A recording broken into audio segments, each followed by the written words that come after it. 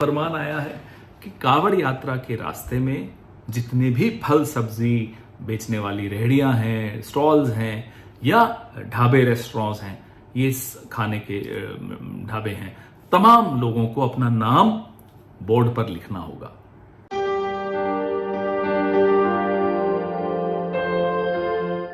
क्या हिंदुओं का बेचा गया मीट दाल चावल बन जाएगा?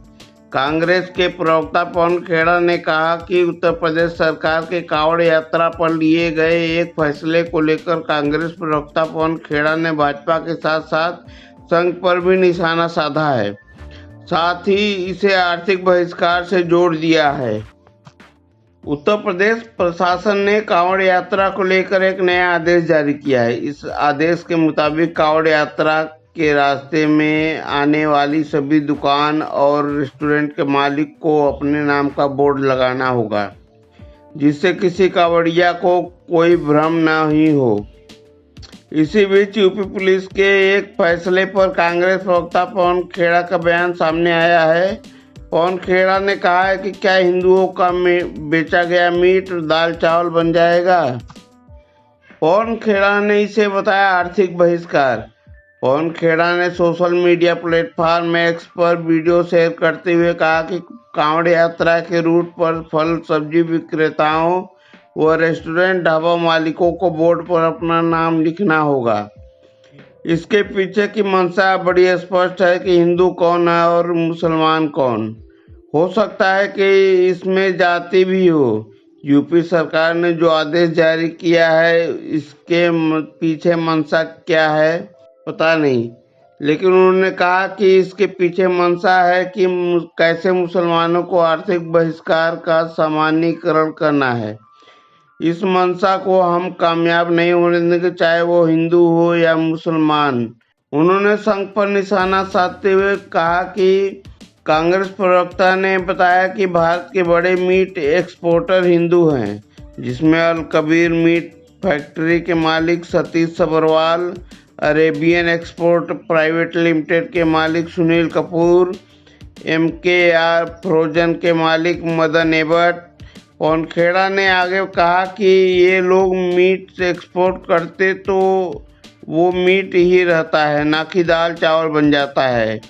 ठीक वैसे ही कोई अल्ताफ या राशिद आम अमरूद बेच रहा है तो वो गोश्त नहीं बन जाएगा। ये संघ वाले लोग हैं जो बिना सोचे समझे काम करते हैं।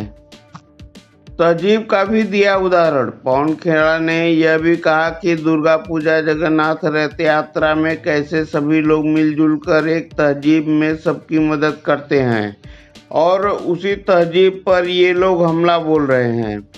इन लोगों को अपने घरों में घुसने से रोकिए। अगर इन्हें अपने घरों में घुसने से रोकना है तो इस विचारधारा को अपने मोहल्ले, विधानसभा और लोकसभा से दूर रखिए, तभी हम इस खूबसूरत तहजीब को बचा सकेंगे।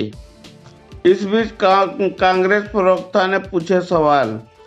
कांग्रेस प्रवक्ता ने वीडियो शेयर करते हुए यह भी लिखा, कांवड़ यात्रा के रूट पर फल सब्जी विक्रेताओं व रेस्टोरेंट ढाबा मालिकों को बोर्ड पर अपना नाम लिखना आवश्यक होगा। यह मुसलमानों के आर्थिक बायकाट की दिशा में उठाया गया कदम है या दलितों के आर्थिक बायकाट का, या दोनों का, हमें नहीं मालूम। जो लोग यह तय करना चाहते थे कि कौन क्या खाएगा, अब वो यह भी तय करेंगे कौन किससे क्या खरीदेगा। जब इस बात का विरोध किया गया तो कहते हैं कि जब ढाबों के बोर्ड पर हलाल लिखा जाता है तब तो आप विरोध नहीं करते हैं। इसका जवाब यह है कि जब किसी होटल के बोर्ड पर शुद्ध शाकाहारी भी लिखा होता है तब भी हम होटल के मालिक, रसोइये, वेटर का नाम नहीं पूछते। पवन खेड़ा ने कहा कि किसी रेहड़ी या ढाबे का शुद्ध शाकाहारी, झटका, हलाल या कोसर लिखा होने से खाने वाले को अपनी पसंद का भोजन चुनने में सहायता मिलती है, लेकिन ढाबा मालिक का नाम लिखने से किसे क्या लाभ होगा। पहले कांग्रेस प्रवक्ता पवन खेड़ा का यह वक्तव्य सुनिए, जो वीडियो बहुत तेजी से वायरल हो रहा है। आइए सुनते हैं उन्होंने पहले क्या कहा। फरमान आया है कि कावड़ यात्रा के रास्ते में जितने भी फल सब्जी बेचने वाली रेहड़ियां हैं, स्टॉल्स हैं या ढाबे रेस्टोरेंट्स हैं, ये खाने के ढाबे हैं, तमाम लोगों को अपना नाम बोर्ड पर लिखना होगा। इसके पीछे की मंशा बड़ी स्पष्ट है, आप समझ गए होंगे। हिंदू कौन है, मुसलमान कौन है। हो सकता है इसमें जाति भी हो, मंशा में, इनके मंशा में ये हो सकता है कि कहीं दलित तो नहीं है, ये सब हो सकता है, बिल्कुल संभव है। लेकिन हमने इसका कल जब विरोध किया तो जवाब आया, जब हलाल लिखा होता है तब तो आपको कोई आपत्ति नहीं होती। हाँ, बिल्कुल नहीं होती। जब शुद्ध शाकाहारी ही लिखा होता है तब भी हम नहीं पूछते कि साहब ये शुद्ध शाकाहारी जिस रेस्टोरेंट के बोर्ड पे लिखा हुआ है, इसका मालिक क्या हिंदू है, मुसलमान है, जैन है, सिख है, क्या है, हमें कोई फर्क नहीं पड़ता। हमें शुद्ध शाकाहारी खाना है, हम जाकर खा लेते हैं। अब आप इंटरनेशनल एयरलाइंस में कहीं ट्रैवल करते हैं, कोशर फूड, तो ज्यूज को मालूम है, हमारे लिए कोशर फूड जिनको खाना है वो खा सकते हैं। वो पूछते तो नहीं है ना कि शेफ कौन है, जू है या क्रिश्चियन है या मुस्लिम है या हिंदू है, उनको कोई फर्क नहीं पड़ता। ठीक वैसे ही मैं शाकाहारी खाता हूं तो मेरे को ये नहीं पूछना उचित समझता कि बनाने वाला कौन है। ये करना जो ये कावड़ यात्रा पे ये प्रपोज कर रहे हैं, इसके पीछे मंशा है इकोनॉमिक बॉयकॉट ऑफ मुस्लिम्स को नॉर्मलाइज करना, कैसे आर्थिक बहिष्कार का सामान्यकरण करना है मुसलमानों का। तो इस मंशा को तो हम कामयाब किसी के लिए नहीं होने देंगे, वो हिंदू के लिए करे हो, मुसलमानों के लिए करे हो, किसी के लिए भी करें, हम नहीं होने देंगे। अब मीट एक्सपोर्टर्स हैं बड़े बड़े 4-5 जो हैं, अल कबीर कौन है मालिक, सबरवाल। अरेबियन एक्सपोर्ट्स कौन है मालिक, कपूर। MKR फ्रोजन कौन है मालिक, मदन एबट। PML इंडस्ट्रीज मालिक कौन है, बिंद्रा साहब है। और एक होमवर्क भी दे दूं, अल दुआ, पता लगाइएगा कि जब ये अल दुआ नाम की बीफ एक्सपोर्टर कंपनी बनी थी तो इसके मालिक कौन थे। ये होमवर्क मैं संघ के विचारधारा वाले दोस्तों को दे रहा हूं।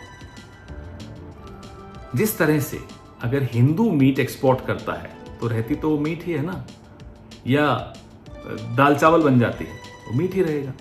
ठीक उसी तरह से अगर कोई अल्ताफ या रशीद आम अमरूद बेच रहा है तो आम अमरूद ही रहेंगे, वो गोश्त नहीं बन जाएंगे।